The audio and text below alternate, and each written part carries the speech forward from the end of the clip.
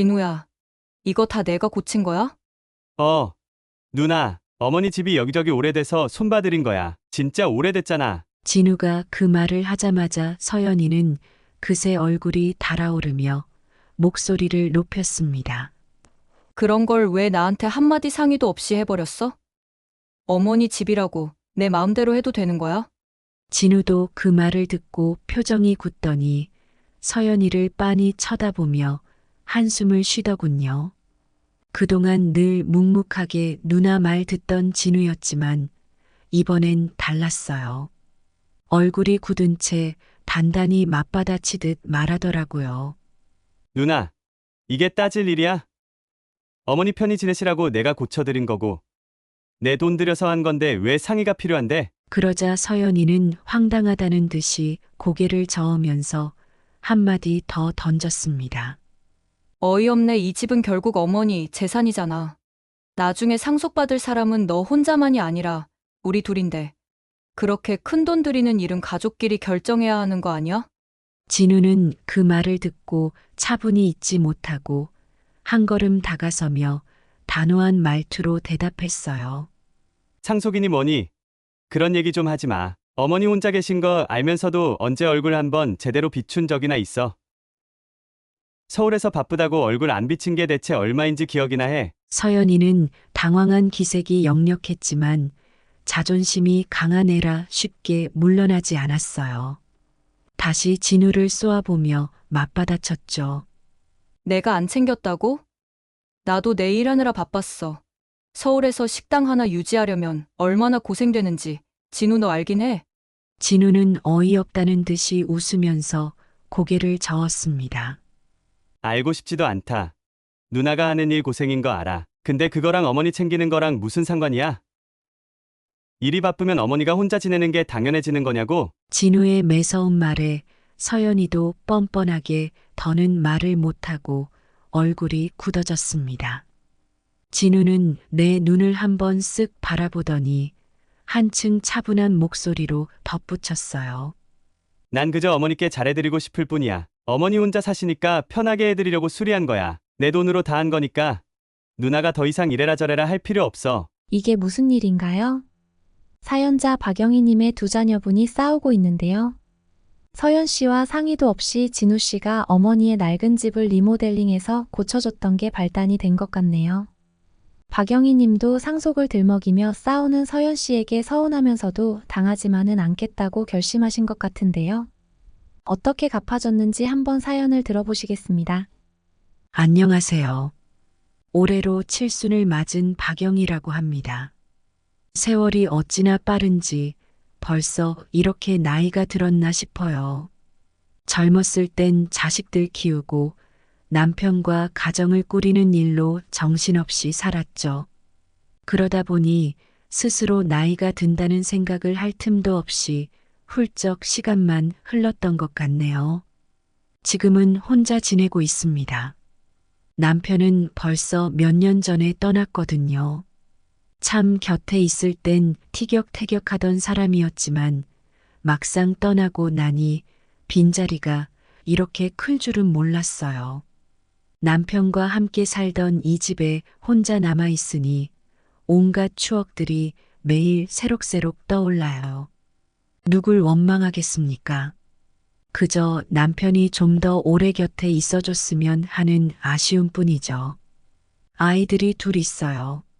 내 눈에 둘 다 참 귀하고 소중한 자식들이지만 성격이 어찌나 다른지 한 뱃속에서 나온 게 맞나 싶을 때가 많답니다. 큰아이는 딸, 이름은 서연이에요. 둘째는 아들이고 이름은 진우죠. 우리 서연이는 어릴 때부터 공부 욕심이 많아 유학까지 다녀왔어요. 지금은 서울에서 번듯한 식당을 운영하며 자기 일을 잘 해내고 있는 똑 부러지는 딸이에요. 늘 바쁘고 자기 일에 몰두하는 게 서연이 성격이라 고향 집에 자주 찾아오지는 못하지만 전화나 문자로 종종 안부는 물어와요. 아무리 딸이 잘 나가고 있어도 어미 입장에서는 얼굴 볼 수 없으니 그게 얼마나 섭섭한지요. 그래도 자주 연락 주려고 노력하는 걸 보면 고맙고 기특해요. 서연이도 나름대로 열심히 사느라 바쁘니 그러려니 하면서 지내죠. 반면 둘째 진우는 가까이서 늘 내 곁을 지켜주는 든든한 아들이에요. 진우는 자기 아버지가 물려준 철물점을 이어받아 운영하고 있어요. 참 감사한 건 철물점 일을 시작한 후로 고향을 지키며 자주 나를 찾아주고 집안일도 살뜰히 챙겨준다는 겁니다. 어쩌다 자질구레한 술이나 고쳐야 할 일이 생겨도 진우는 뚝딱뚝딱 뭐든 잘 해내서 얼마나 든든한지 몰라요. 이 나이에 자식한테 이런저런 부탁을 할 수 있다는 게 쉬운 일이 아닌데 우리 진우는 늘 엄마 먼저 생각해 주니까 마음이 편하네요. 어쩌다 진우가 집에 와서 어머니, 뭐 불편한 건 없으세요? 하고 물으면 어찌나 고맙던지 나도 모르게 웃음이 절로 납니다. 아이 둘 다 소중하지만 가끔은 두 아이가 나를 대하는 마음의 차이가 느껴질 때가 있어요. 큰아이는 이제 자기만의 인생을 찾아 바쁘게 사는 것도 이해가 되고 둘째는 내 곁에서 함께 시간을 보내주니 내 마음이 한결 따뜻해지기도 하고요. 하지만 마음 한편으론 두 자식이 서로를 아끼고 모두가 화목했으면 하는 소망이 커요. 나이가 들수록 이런 마음이 더 간절해지더라고요. 아무래도 나이 들수록 자식들 얼굴 보는 게 제일 큰 즐거움이더라고요. 딱히 자랑스러운 걸 바라는 것도 아니고 그냥 가끔 얼굴이나 비춰주면 마음이 든든할 것 같거든요. 그런데 첫째 딸 서연이와의 관계는 요즘 들어 좀 서운한 구석이 많아졌어요. 어릴 때부터 서연이는 참 똑 부러지고 당차게 자기 할 일을 찾아가던 아이였어요. 공부 욕심도 많고 하고 싶은 일은 꼭 해내고야 마는 성격이었죠. 그 덕분에 유학도 다녀오고 서울에서 자기 이름 걸고 식당까지 차렸으니 잘 컸다는 생각에 참 뿌듯했습니다. 서연이는 원래도 바빴지만 서울로 가서 식당을 차린 뒤로는 얼굴 보기가 더 어려워졌어요. 처음엔 고생하며 자리 잡는 거니 이해해주고 싶었죠. 언제부터인가 연락도 뜸해지고 한동안 딸아이가 사는 모습을 엿볼 수 있는 게 그저 인터넷 사진 몇 장 가리고 소문뿐이었어요. 매일같이 바쁘게 산다며 서울에 자리 잡은 지 몇 년이 되도록 고향 집엔 발길을 끈다시피 한 상태입니다. 뭐, 내가 딸이 잘 되길 바랐으니 그러려니 하고 싶어요. 그런데도 섭섭한 건 어쩔 수가 없더군요. 한 번은 내가 먼저 전화를 걸어봤어요. 아무리 바빠도 자식이 부모 생각하는 게 당연한 게 아닌가 싶어서요. 서연아, 잘 지내니? 엄마, 왜 전화하셨어요? 지금 한창 점심 장사하는 중이에요. 대답부터가 그 모양이었죠. 다른 건 몰라도 내가 그 전화 받는 목소리 톤에서 딸 아이가 얼마나 귀찮아하는지 알겠더라고요. 그래도 참았어요. 정말 바쁘다니까. 그래서 그냥 안부나 물으려 전화했다. 뭐 불편한 데는 없냐 물어봤죠. 그랬더니 무슨 말을 하든 쳐내기 바쁘더군요. 아, 엄마는 그냥 진우 불러서 해결하세요. 저 지금 정말 한가하질 않아요. 입이 바싹 말랐습니다. 그래도 첫째라 서울까지 나가 자리 잡은 딸이 힘들까봐 걱정하는 마음에 조심스럽게 한마디 더 물어봤어요. 혹시 힘든 건 없는지, 요즘 일은 괜찮은지. 그러자 서연이가 그 짜증 섞인 소리로 대답하더군요. 엄마, 저 지금 밥벌이 하느라 정말 정신이 없어요. 엄마가 할 말 있으시면 다음에 전화해 주세요. 끊을게요. 참 씁쓸했어요. 분명히 자식 잘 되는 게 부모 마음인데 어쩌다 이 아이가 이렇게 된 건가 싶었죠. 자식 키운 보람이 이런 거라면 부모라는 게 대체 무슨 존재인가 싶고 내 얼굴을 한번 보려고 하지 않는 아이에게 무슨 할 말이 더 있겠나 싶어 그 뒤로는 전화도 잘하지 않게 되더군요. 그래도 아침마다 서연이가 보내는 짧은 안부 문자 하나에 위로받곤 했어요. 엄마 잘 계세요? 식당 일은 잘 돼가요. 뭐 이 정도의 대화랄까? 일말의 기대를 걸고 그저 혼자 소가리만 하고 지냈습니다. 얼마 전엔 진우가 이런 이야기를 하더라고요. 서연이가 식당을 좀 크게 키우려고 준비 중이라고요. 가게 운영하며 성공 가도를 달리는 모양이라 대견하기도 하고 그래도 엄마 생각을 좀만 해주길 바랐지만 딸은 여전히 오지 않더군요. 우리 진우는 어려서부터 묵묵히 자기 일을 잘 해내는 아이였습니다. 서울에서 자리를 잡겠다며 가버린 서연이와는 달리 진우는 물려받은 철물점에서 뚝딱뚝딱 손님도 받고 주문도 처리하며 부지런히 일을 배우고 금세 자기만의 철물점으로 자리 잡았습니다. 지금은 그럭저럭 생활도 안정됐고 덕분에 자주 집에 들러 이것저것 살펴주고 챙겨주고 어쩌다 내가 부탁하지 않아도 알아서 나서주는 게 참 고맙기만 해요. 몇 달 전에도 진우가 철물점에서 일 끝나고 집에 들른 날이었어요. 그날따라 창문을 열어두고 있었는데 진우가 대뜸 집안을 둘러보더니 그러더군요. 어머니, 이 집 여기저기 손볼 곳이 많네요. 집도 꽤 오래됐고. 아니 뭐 사람이 사는데 그렇게 별다른 불편함은 없었어요. 물론 군데군데 균열도 생기고 비가 오면 지붕에서 물이 샌 적도 있지만 그런 건 그때그때 밑에 바가지 하나만 두면 되니까요. 임시 방편으로 버텨온 터라 별 수 있나 싶었죠. 하지만 진우는 무슨 생각을 했는지 다리도 꼬고 앉지도 않고 여기저기 발판을 밟고 구석구석을 둘러보더라고요. 내가 그냥 대충 버티고 있다는 걸 알아챈 건지 진우는 진지한 얼굴로 말했어요.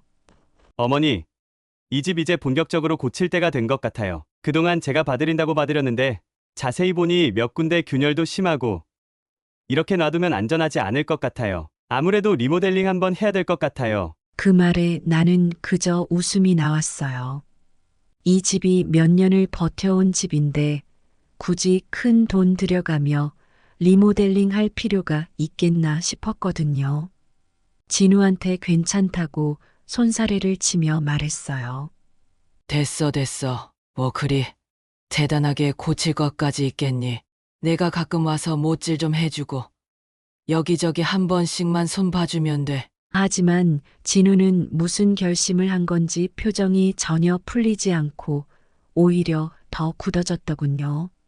내 손을 가볍게 잡고 말하더라고요. 어머니, 저도 이제는 어머니가 오래오래 편하게 사실 수 있는 집을 만들어드리고 싶어요. 괜히 방치했다가 큰일 나기라도 하면 어쩌려고요. 사실 이런 말을 듣고 나니 내 마음도 흔들리긴 했죠. 언제부턴가 집 여기저기 금이 가고 비바람 불면 안쪽까지 찬 바람이 들어오긴 했어요. 하지만 그동안 무탈하게 지내왔으니 뭐 큰일 나겠나 하고 넘기고 있던 차라 그런지 진우가 일부러 나를 안심시키려는 듯 단단히 계획을 세운 눈치더라고요. 그래도 내가 반대할 줄 알고 천천히 설득하기 시작했어요. 어머니, 리모델링 비용은 걱정하지 마세요. 제가 요즘 철물점 운영하면서 모은 돈이 좀 있거든요. 차근차근 준비해왔으니 이번 기회에 이 집을 편안하게 바꿔드리고 싶어요. 나는 또 진우한테 고마운 마음이 들면서도 마음 한쪽으로는 미안한 마음이 컸어요. 철물점 일이 얼마나 바쁜지 아는데 우리 진우는 그것도 모자라서 어머니 집까지 이렇게 신경 써준다니. 그래도 그 정도로 진우가 마음을 써주니 더 말리지 않고 그러마하게 됐죠. 진우는 그날부터 본격적으로 리모델링 계획을 세우기 시작했어요. 일단 집 전체를 둘러보며 필요한 자재와 수리할 부분을 꼼꼼히 적고 철물점 친구들 중 인테리어 일을 하는 친구들에게도 손을 빌리며 하나둘씩 일을 추진해 나가더군요. 나중엔 인테리어 업체까지 섭외해 가며 본격적인 작업이 시작됐어요. 진우는 일 마치고 퇴근하는 길에도 들러 이곳저곳을 점검하고 수리 작업이 잘 진행되고 있는지 세심하게 챙겼습니다. 집안에 공사가 시작되니 꽤 오랜 시간이 걸리더군요. 이따금 페인트 냄새도 나고 집에 먼지가 풀풀 날려도 진우는 늘 싱글벙글하면서도 진지하게 작업 과정을 지켜봤어요. 나는 뭐 이런 사치까지 하면서 살아야 하나 싶어 고맙기도 하면서 진우에게 조금은 미안한 마음이 커져갔죠. 한 번은 공사가 거의 마무리될 무렵 진우가 또 집에 들렀어요. 그날은 마침 주말이라 쉬는 날이라면서 일찍 들렀더군요. 집을 둘러보던 진우가 정말 마음에 쏙 드는 듯 밝게 웃으며 말했어요. 어머니, 이제 방도 따뜻해졌을 거예요. 단열도 새로 해서 올겨울은 걱정 없으실 겁니다. 그리고 창문도 다 이중창으로 바꿔서 소음도 줄어들었고요. 나는 미소를 지으며 고맙다고 말했죠. 이렇게까지 자식이 신경 써주니 부모 마음이 이리도 따뜻해질 수밖에 없지요. 집이 예전보다 훨씬 아늑해진 걸 보면서 우리 진우가 준 마음만큼은 여간 고마운 게 아니었습니다. 며칠 전 우리 서연이가 오랜만에 고향 집에 온다는 소식을 들었어요. 사실 딸아이가 찾아오겠다는 말에 반가운 마음이 먼저였죠. 지난번 통화에서는 어찌나 바쁘다며 짜증을 내던지 그 뒤로는 전화하기도 겁이 났었거든요. 그래서 이번에는 좋은 마음으로 왔나 보다 하고 부엌 정리도 하고 집안도 깨끗이 청소해 놨죠. 드디어 서연이가 집에 들어서는 소리가 들렸고 나는 부엌에서 서둘러 나가 반갑게 맞았어요. 서연아, 정말 오랜만이네. 어서 와라. 우리 딸이 드디어 좀 여유가 생긴 거니? 서연이는 문턱을 넘어들어서더니 인사를 하기도 전에 집안을 둘러보는 눈빛이 조금 달랐어요.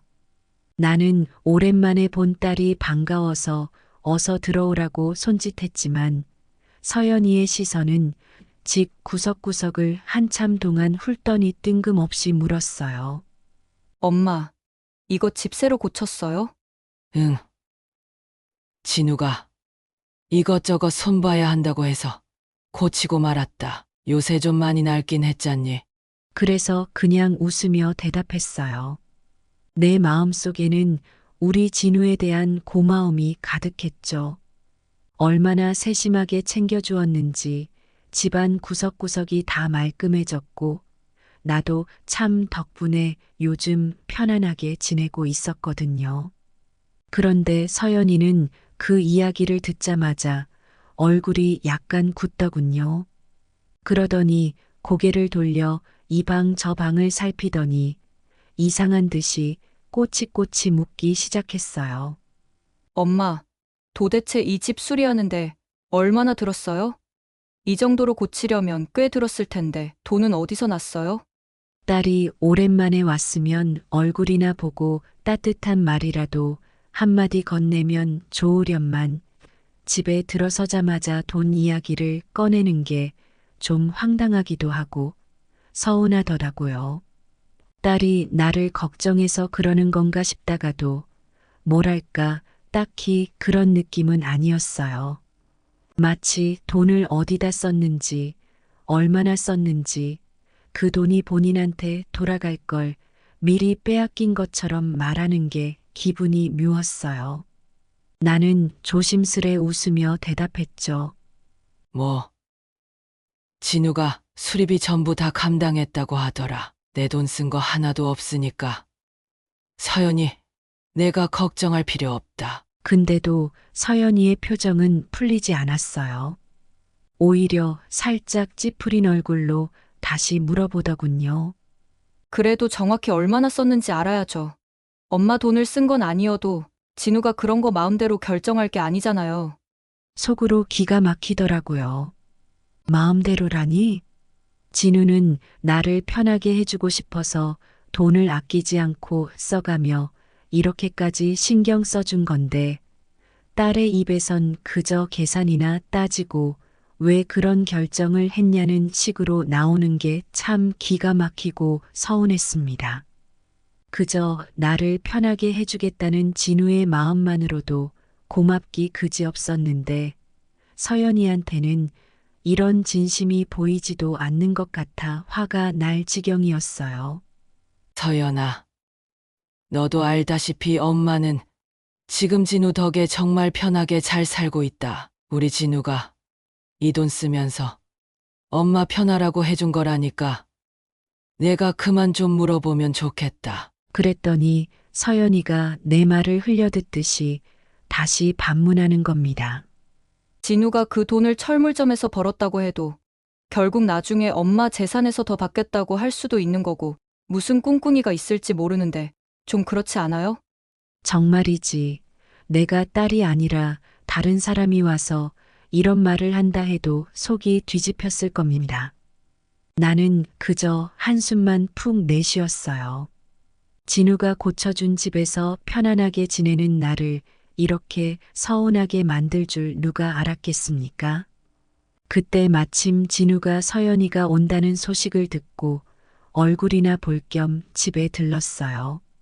가게 일만 아니었으면 더 자주 찾아올 수도 있었을 텐데 두 아이가 이렇게 한자리에 있는 모습을 보니 나도 괜스레 들뜬 마음이더군요. 두 자식이 모처럼 만나니 다정하게 이야기를 나누겠거니 했는데 서연이가 집안을 둘러보더니 진우를 보며 불편한 기색을 감추지 못하는 겁니다. 진우야, 이게 뭐야? 왜 나한테 한마디 상의도 없이 이렇게 집을 다 고쳐놨어? 서연이 말투에는 어딘지 모를 짜증이 섞여 있었어요. 나는 오랜만에 두 자식이 마주하는 게 좋아서 내심 기쁜 마음이었는데 그 분위기를 단번에 깨트리는 말이었습니다.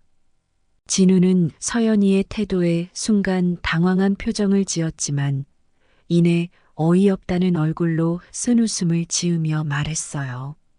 누나, 이게 왜 따질 일이야? 어머니를 위해서 편하게 해드리려고 내가 고친 거야. 내 철물점에서 번 내 돈으로 한 거니까 누나는 신경 쓸 필요 없어. 진우의 단호한 대답에 서연이 얼굴이 굳어지더군요. 잠시 뭔가 할 말을 찾는 듯 하더니 차갑게 쏘아붙였습니다. 그래도 이 집은 엄마 재산이잖아. 나중에 상속받을 사람은 너 혼자만이 아닌데 가족이 같이 결정해야 하는 거 아니야? 상속받을 때 너가 비율을 더 많이 가져가려고 하는 거 아니야? 진우가 눈살을 살짝 찌푸리며 한 걸음 더 다가섰어요. 한동안 참아왔던 속마음을 터트리듯 목소리를 높였습니다. 누나, 상속 같은 소리 하지 마. 어머니가 혼자 계신 거 알면서도 언제 챙긴 적 있어? 서울에서 바쁘다고 고향에 얼굴 비친 게 대체 언제였는지 기억이나 해. 서연이는 당황한 기색이 역력했지만 자존심 강한 아이답게 쉽게 물러나지 않더군요. 다시 진우에게 맞받아쳤습니다. 내가 안 챙겼다고? 나도 내 일 하느라 바빴던 거야. 서울에서 식당 하나 유지하려면 얼마나 힘든지 진우 너는 알긴 해? 뭐보다는 내가 찾아뵙진 못했지만 그래도 자식된 도리는 잊지 않았어. 오늘도 바쁜 시간 쪼개서 어머니 얼굴 보러 찾아왔잖아. 진우는 답답하다는 듯 고개를 저으며 쓴웃음을 지었어요. 알고 싶지도 않다. 누나가 하는 일 고생인 거 알아. 근데 그거랑 어머니 챙기는 거랑 무슨 상관이야? 누나는 고생만 하면 어머니 얼굴 볼 필요도 없어? 어쩌다 한번 온 거 가지고 생색내지 마. 서연이가 입을 꾹 다물고 잠시 할 말을 잃더니 어색한 표정을 지었습니다. 진우는 한숨을 내쉬며 한층 차분한 목소리로 덧붙였어요. 어머니한테는 내가 할 수 있는 만큼 해드리는 거야. 어머니가 혼자 계시니까 편안하게 사시라고 수리해드린 거야. 내 돈으로 한 거니까 누나는 더 이상 신경 쓰지 마. 진우의 말을 들으면서 한편으론 미안하면서도 마음 한구석이 따뜻해지는 기분이 들었어요. 나를 편하게 해드리려고 했다는 진우의 진심에 괜스레 눈시울이 붉어지려는 걸 겨우 참았습니다. 서연이와 진우가 팽팽하게 맞서서 싸우는 모습을 보고 있으니 처음에는 마음이 불편했어요. 아무리 그래도 오랜만에 만난 자식들이 이렇게 얼굴 붉히는 건 바라지 않았으니까요. 그런데 그 순간 서연이가 내게 상속 얘기를 꺼내며 이 집에 대한 결정을 자기와 상의하지 않았다고 하는 말이 머리를 울렸어요. 그 말이 계속 마음에 걸리더군요. 그래서 가만히 있다가 결국 입을 열었어요. 서연아, 대체 상속을 왜 내가 정하니? 내 재산이니까 내가 알아서 할 일이고 내가 결정할 거야. 그러니 너는 신경 꺼. 순간 서연이의 표정이 굳어지는 게 눈에 보였어요. 나도 서연이에게 이런 말을 하게 될 줄은 몰랐지만 그동안 참아왔던 서운함이 한꺼번에 터져 나왔던 거죠. 서연이는 어리둥절한 얼굴로 나를 쳐다보더군요. 그런데도 멈추지 않고 한마디 더 보탰습니다. 그리고 서연아, 내가 지금처럼 한다면 너한테 돌아가는 건 아무것도 없을 테니까 그렇게 알아둬. 나중에 내가 상속을 어떻게 받을지까지는 내 일이고 내가 이래라 저래라 할 필요 없어. 내가 말을 마치자 서연이는 깜짝 놀라서 입을 다물고 할 말을 잃은 눈치였어요. 여태껏 내가 서연이에게 이렇게 단호하게 말한 적이 없었으니 아마 그 말에 더 당황했겠죠. 나는 그냥 계속 서연이 눈을 똑바로 보며 기다렸습니다.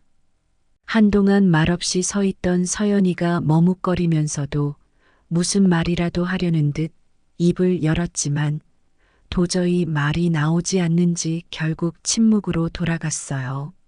나는 그런 서연이를 보며 속으로 한숨을 내쉬었어요. 사실 몇 주 전에도 진우가 그러더군요. 서연이가 식당을 더 크게 확장할 계획이라며 자금도 모으고 준비 중이라고.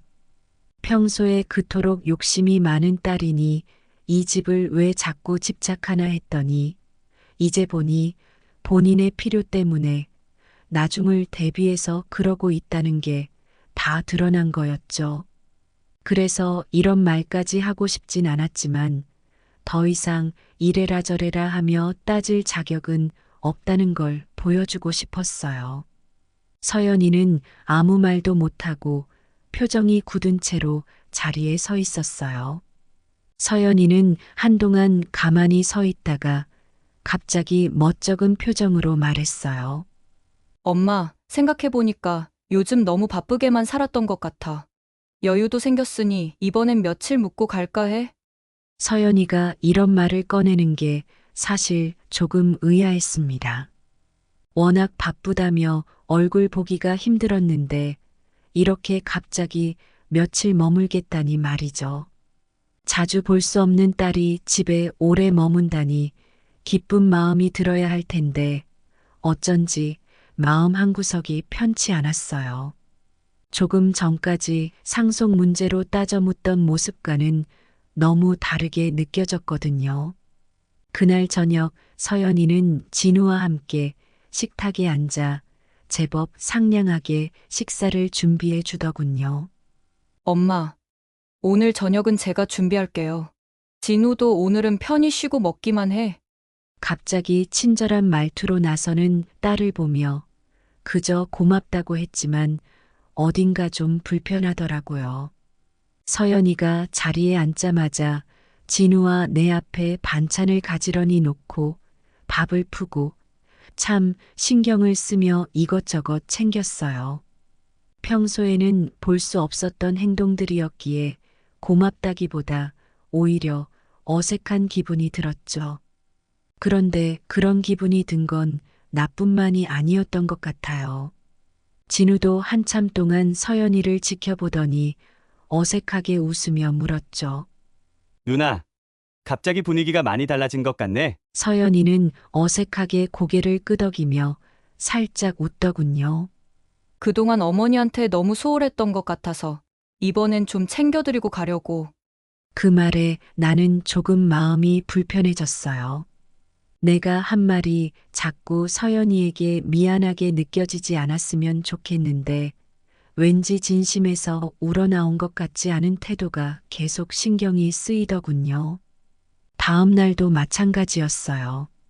서연이는 새벽같이 일어나 집안 곳곳을 청소하고 온갖 구석구석을 걸레로 닦고 부엌 정리도 해가면서 나를 대신해 이것저것 일을 도맡아 했어요. 아침도 서연이가 준비해 주더군요.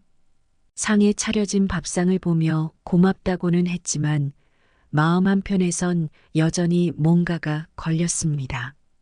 서연이가 정말로 나를 위해 이런 일을 하는 건지 아니면 다른 목적이 있는 건지 자꾸만 의심이 들었으니까요. 어쩌면 내가 너무 예민하게 받아들이는 걸지도 모르겠지만 서연이의 갑작스러운 태도, 변화가 쉽게 마음에 와닿지는 않았어요. 식사 후에 서연이가 설거지까지 도맡아 하길래 마침내 나도 말했죠. 서연아, 그만해라. 설거지는 그냥 두고 가. 평소처럼 편히 있다가 가도 돼. 그러자 서연이는 손을 흔들며 웃더군요. 아니야, 엄마. 내가 해야 마음이 편해. 어차피 며칠 묵기로 했으니 엄마가 불편하지 않게 내가 다 할게. 그 말에 나는 고개를 끄덕였지만 마음속은 어쩐지 더 불편해졌어요. 어딘가 진심 같지 않은 모습, 내 눈치를 보며 일부러 신경 쓰는 모습이 더 이상하게 느껴졌던 거죠. 아무리 반가운 딸이라도 너무 티나게 잘하려고 애쓰는 모습이 오히려 어색하고 불편하게 다가왔습니다. 평소에는 전화 한 통조차 받기 어려웠던 서연이가 이렇게 시간을 내서 나한테 잘 보이려고 애쓰는 모습이 어딘가 못마땅했어요. 저번에 제가 상속 얘기를 꺼냈을 때부터 알랑방귀를 뀌듯 다정한 척하며 들러붙는 게 속이 빤히 들여다 보이니까 더 괘씸하더라고요. 내가 자금이 필요한 딸인 거 잘 알고 있지만 그렇다고 해서 이 집을 자기 마음대로 쓸 수 있다고 생각한 건 정말이지 괘씸한 일이었죠. 그래서 서연이가 무슨 일을 하든 조금씩 꼽을 주기 시작했어요. 한 번은 서연이가 아침을 준비해 주겠다고 부엌에서 분주하게 움직이고 있었는데 어차피 별로 기대도 되지 않아 일부러 잔소리를 늘어놓아 봤어요. 서연아, 진우는 늘 반찬이며 재료들을 깔끔하게 준비해놔서 내가 참 편하더라. 평소에 요리 좀 더 배워야 하는 거 아니냐? 식당 한다는 애가 이게 뭐니? 서연이는 순간 움찔하더니 무안해지는 기색이 역력했어요. 그래도 웃는 얼굴로 괜찮다고 대답하는 걸 보고 참 속으로 웃음이 나더군요. 어차피 진심으로 잘하려고 하는 게 아닌 게 뻔히 보이니까 이렇게 조금 골탕을 먹어도 괜찮지 싶었어요. 그리고 한 번은 서연이가 청소를 하고 있을 때 내가 일부러 더럽혀진 거실 카펫을 손가락으로 가리키며 말했죠. 아휴, 진우가 왔을 땐 여기 구석구석까지 빛이 나게 닦아놓더니 서연아, 너는 손에 힘 좀 줘야겠네. 이러다 가구에 먼지 더 쌓이겠다. 평소 같았으면 한마디라도 내뱉고 나갔을 텐데 이번엔 서연이가 아무 말 없이 먼지를 닦는 걸 보니 어쩐지 속이 시원하기도 하고 마음속에 쌓인 묵은 불편함이 조금씩 풀리는 것 같았어요. 그렇게 며칠 동안 얄밉기만 하던 서연이가 그래도 이리저리 노력하는 모습을 보니까 솔직히 내 마음속 응어리가 조금은 풀리긴 했어요. 말도 다정하게 하고 식사며 청소며 챙기려고 노력하는 게 보이니 부모 마음이 어쩔 수 없는 거죠. 누가 뭐래도 내 딸이긴 하니까요. 그런데 서연이가 돌아가기 전날 밤 나와 함께 거실 소파에 앉아 TV를 보다가 갑자기 은근슬쩍 말을 꺼내더라고요. 뭔가 할 말이 있는 듯 살짝 눈치를 보며 이야기를 돌리더니 마침내 조심스레 말을 꺼냈습니다.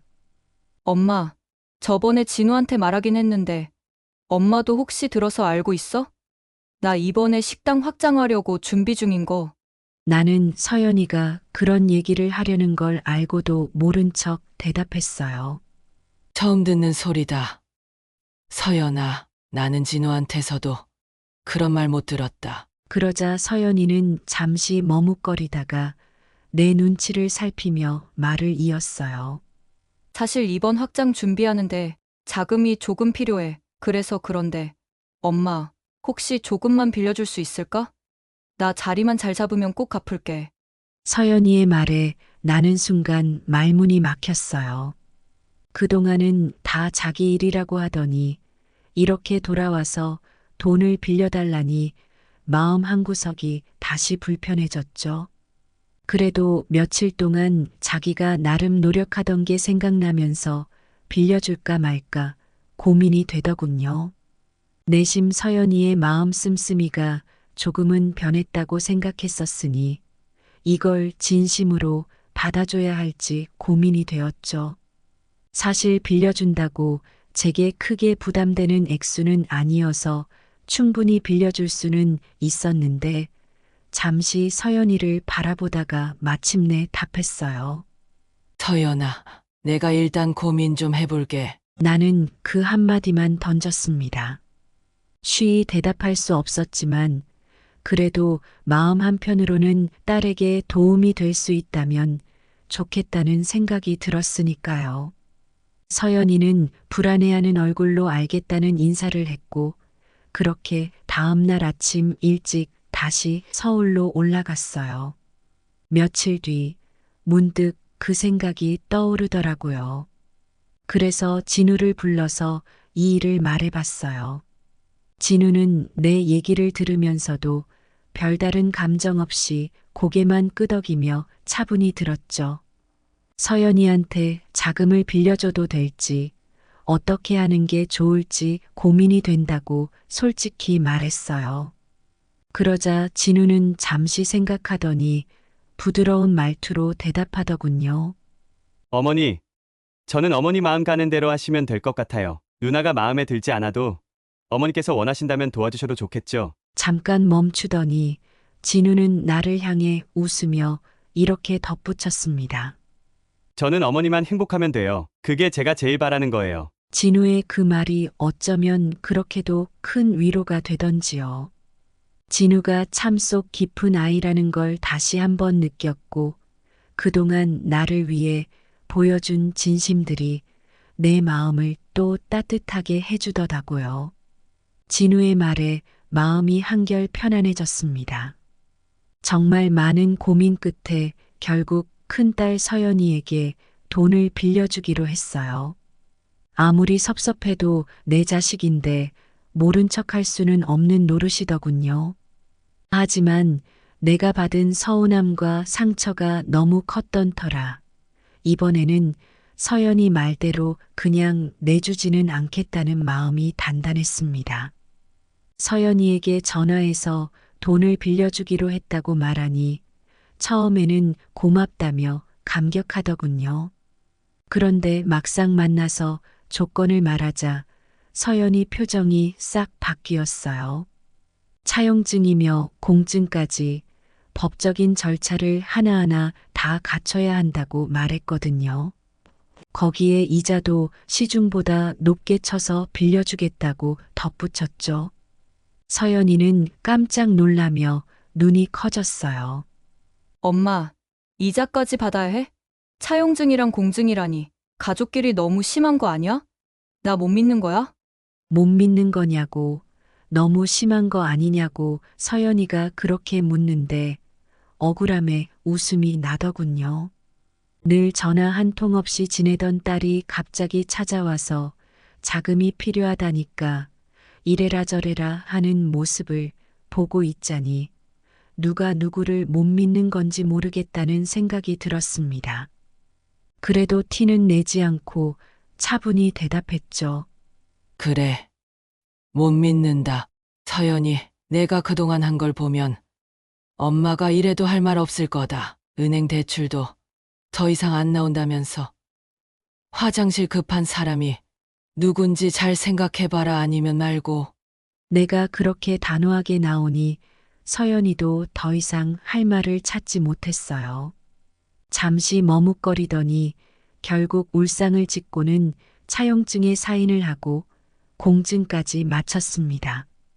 그렇게 꼼꼼히 서류를 갖추고 나서야 돈을 빌려주니 서연이는 씁쓸한 표정으로 돈을 챙겨가더군요. 마음 한편으로는 서운한 마음이 들었지만 다른 한편으로는 그래도 확실하게 빌려준 게 다행이라는 생각이 들었습니다. 그리고 참 이상한 일이더라고요. 돈을 빌려간 뒤로 서연이에게서 연락이 부쩍 잦아졌습니다.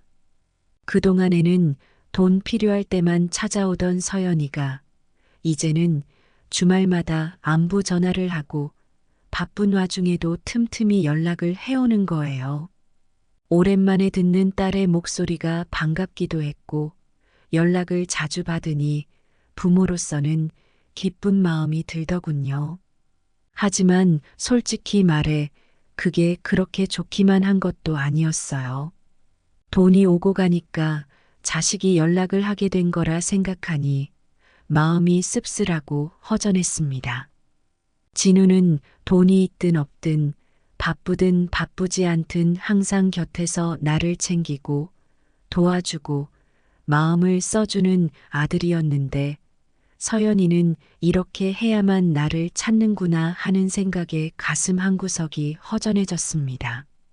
돈이 있어야 자식이 찾아온다는 말이 참 뼈저리게 느껴졌죠. 그래도 이런 방식으로라도 연락이 오니 그게 또 기쁘기도 하고 부모 마음이란 게 이렇게 복잡하구나 싶더라고요. 딸 농사는 쪽박인데 아들 농사라도 대박이 나서 다행이다 생각하며 살려고 합니다. 여기까지가 별거 없는 제 이야기였어요. 저 말고도 돈 때문에 부모한테 잘하는 자식을 가진 분 계시다면 댓글로 한번 알려주세요. 보고 공감해보고 싶네요. 얘기 들어주셔서 감사합니다. 오늘의 사연 듣고 어떤 생각이 드셨나요? 여러분의 생각을 댓글로 편하게 소통해주세요. 그리고 구독과 좋아요, 알림 설정해주시고 앞으로 계속 함께해주시면 감사하겠습니다. 항상 행복만 가득한 삶 되시길 바라겠습니다. 감사합니다.